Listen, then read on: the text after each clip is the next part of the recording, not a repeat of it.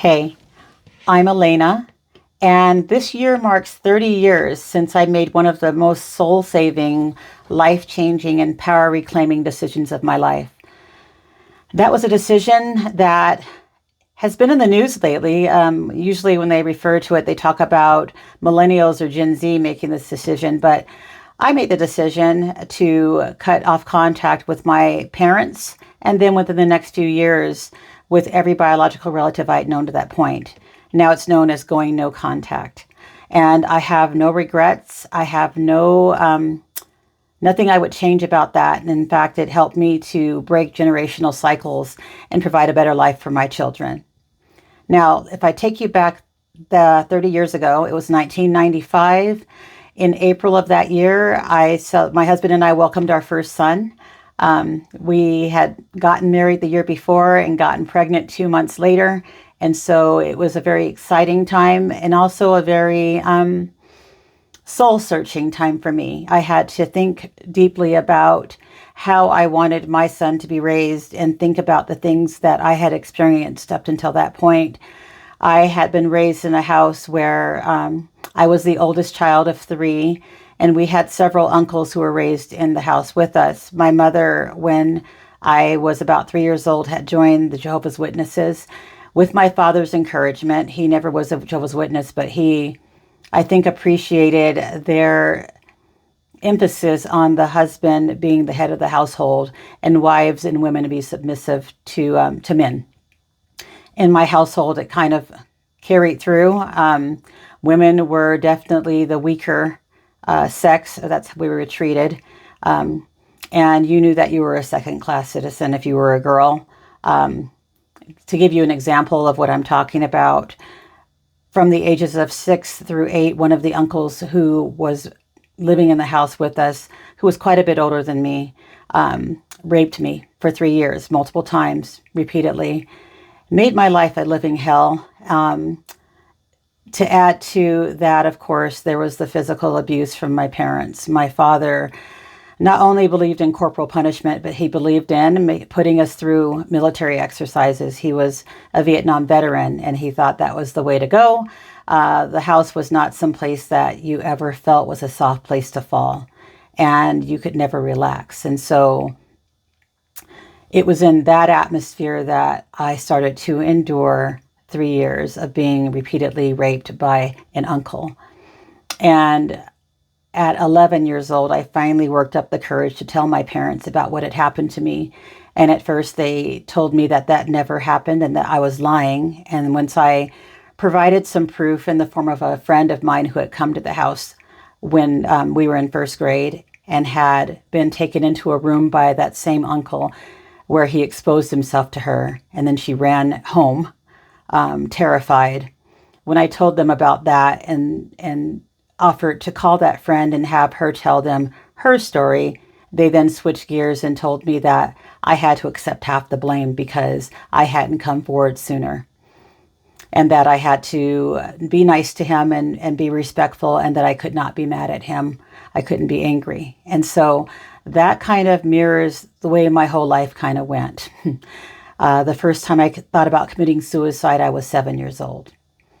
And so I'm not saying that to live in the past, because I sure don't, but just to give you some context of the kind of people that I had to make a decision on whether I wanted them to be part of my son's life. Now, leading up to that year, 1995, I had on several occasions tried to get my parents to take some accountability for just the way that they had, treated me, and my siblings, over the years. I was the one that, as the oldest child, I would find myself in the position of having to stand up and protect my younger siblings from my parents and from the other people in the house at times. And I just wanted, I guess, an apology, a sincere one, some accountability. But all I would ever get was basically, well, if you can't handle it, that's your problem. My mother even told me when I was 20 that she was just happy that that us kids didn't turn out to be crazy because of the things that we went through growing up in their house. And she actually qualified that by saying, especially you, Elena, with everything that you went through. So that's not an apology, but it was a little bit of validation, but still not enough to make me make a decision that I wanted my son to be around them. So that was a decision that I made in my life. I know that there are other people out here who are facing similar circumstances, similar crossroads. And a lot of times you might get some of the feedback that I got. I had people who told me, well, nobody's beyond redemption, until I told them some of the things that I went through growing up. And after I made that decision to cut them out of my life, it's never going to be a really easy path. I went through months of kind of grieving the relationships that I had wanted with them that never materialized. And then after that, I got to that place where I realized that these were grown people, and why was I trying to turn them into something that they weren't? What I needed to do then was focus on my son and my husband and our growing family, and just making sure that my son grew up with everything as far as love and being protected that I didn't get. So I guess the whole point of this video is just to tell you that as somebody who is Generation X, I will be 55 this year, and who has made that decision and has gone through 3 decades after making the decision, has reclaimed their power, has been able to protect my children, and has successfully raised 3 amazing, healthy, happy, well-adjusted sons with my husband now of 31 years. And it's all good.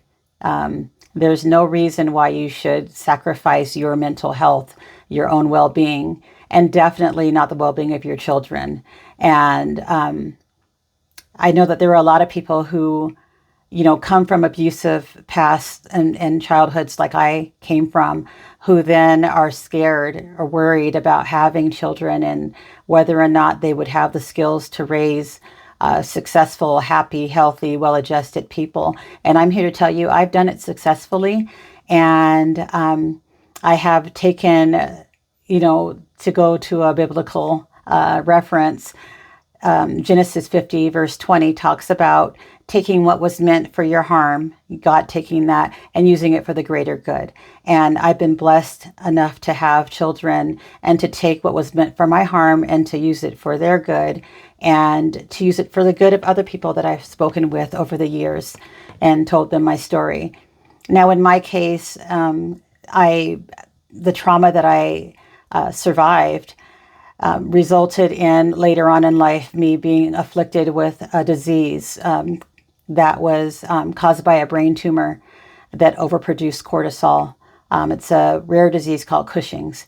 And that was a manifestation in my body of the trauma that I went through. For you, as a survivor of trauma, you might go through something else. Sometimes it's heart disease. Sometimes it's, other things where it manifests years later. I've come through that as well. God has been good to me and has kept me here, and has shown me that there is a better way, and that if you just make the right choices and stick to them, you can create a better life, not only for yourself, but also for your family. So I'm hoping that my story can give you some encouragement if you're facing a similar situation. And my plan on this channel is to kind of talk about some of the things that I've gone through, and impart some of the wisdom that I've learned over these years. At 55 years old, I'm finally at this place where I feel like it's my responsibility to pay it forward, and to tell you a few things that might help you and encourage you in your own life.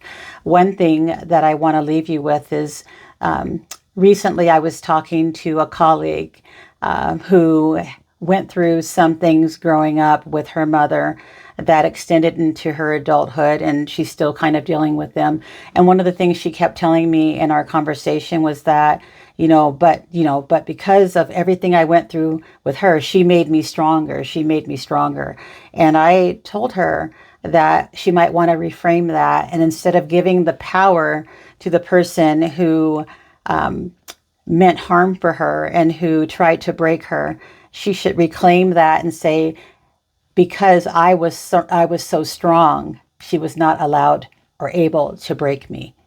And even if you want to say because through God, through Christ, through, whatever you want to say, however you want to attribute that, give that attribution to anybody but the person who was your abuser. And, what we're trying to create out here are not victims, but victors. So let's be victorious together. I feel very accomplished now at 55 years old at having raised 3 amazing sons who have never had to walk on eggshells, who have parents who they know have their back and love them, truly love them. And I'm encouraging you today that there is a better way, and that even if you're getting flack from people who don't understand why you're making the decision that you're making, only you know the right thing for you, and you know what is too much and a bridge too far. So if something is feeling that way for you, even if it's for just a few months, take that time for yourself, step aside and reclaim your power, find peace, and be secure in that decision. Again, 30 years in, I have absolutely no regrets. And if I had to do it all over again, I would do it the same way. I should say, I've run into my mother a few times since making that decision. Once was back in 2001 when she actually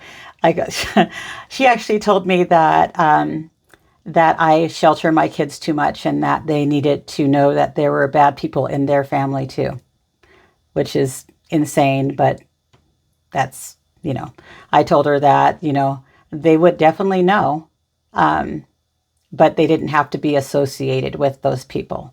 And that decision has proved to be a really good one, and one that I've explained to my children over the years in an age-appropriate way. But they all know exactly what happened and why their mother felt the need to put them first and to separate from those people. So anyway, I look forward to any comments or questions you might have.